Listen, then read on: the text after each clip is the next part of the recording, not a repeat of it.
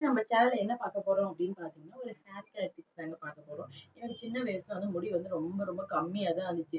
எனக்கு ரொம்ப ஆசை. எல்லாரும் பார்க்கும்போது ரொம்ப ஆசையா இருக்கும் முடி நமக்கு அடர்த்தியா வரணும். அட்லீஸ்ட் லாங்கா இல்லனாலும், ஷார்ட்டா இருந்தாலும் நல்லா அடர்த்தியா இருக்கணும் அப்படிங்கிறது என்னுடைய ஆசை. ஸோ அதுக்காக நானும் நெறைய ட்ரை பண்ணேன். ஆனா எனக்கு கொஞ்சம் வளர்ந்தாலே முடி ரொம்ப கொட்ட ஆரம்பிச்சுரும். இப்ப நான் ஒரு பேக் ஒண்ணு ட்ரை பண்றேன். அது நானே செஞ்சது. ரொம்ப ரொம்ப சூப்பரா நானே இல்ல நெறைய யூடியூப் ரிவ்யூஸ் எல்லாம் பார்த்து ஒரு பேக் நான் ரெடி பண்ணேன்.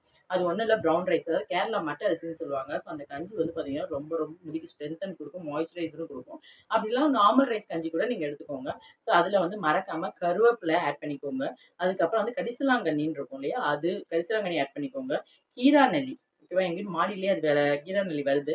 ஸோ அதனால அந்த கீரா நெல்லி இலையும் எடுத்துக்கிட்டேன். அப்புறம் வந்து சோத்துக்கத்தாழ, சின்ன வெங்காயம் இருந்துச்சுன்னா, அதுல வந்து ஒரே ஒரு பீஸ் மட்டும் சின்ன வெங்காயம் இதெல்லாம் போட்டுட்டு, மறக்காம கருவேப்பில ஆட் பண்ணிக்கோங்க. ஸோ இது எல்லாமே போட்டுட்டு ஒரு பேக் மாரி நல்லா அரைச்சுக்கோங்க. ஓகேவா?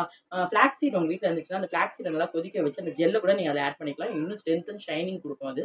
ஸோ இது எல்லாமே அரைச்சு மிக்ஸ் பண்ணி ஒரு பேக் மாரி நீங்க தலையில போட்டுக்கோங்க. சப்போஸ் உங்களுக்கு வந்து ஒயிட் ஹேர் இருந்துச்சு அப்டின்னா, அதோட வந்து கொஞ்சோண்டு வெந்தயம் ஆட் பண்ணிக்கோங்க.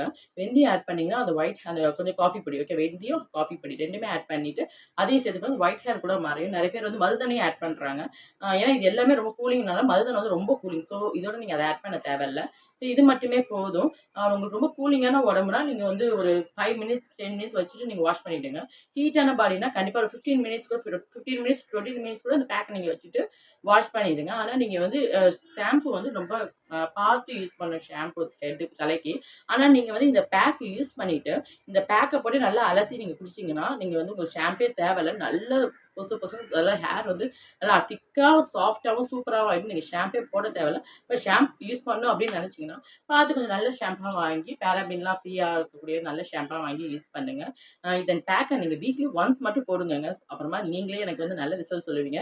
ஏன்னா எனக்கெல்லாம் முடியே சுத்தமா இருக்காது. இந்த பேக் போட்டு நல்லா முடி வந்து இப்ப வளர்ந்துட்டு இருக்கு. அப்போ வந்து முடி நல்லா வளரக்கூடியவங்களுக்கு இன்னும் நல்லா அடர்த்தியாவும், கொட்டாமலும் இருக்கும். நீங்க இந்த பேக்க ட்ரை பண்ணுங்க. எனக்கு கமெண்ட் பண்ணுங்க. ஏன்னா அப்பதான் நான் அடுத்தடுத்தது பியூட்டி டிப்ஸ் சொல்றதுக்கு எனக்கு ஒரு இன்ட்ரஸ்டிங்கா இருக்கும். ஓகேவா? பாய்.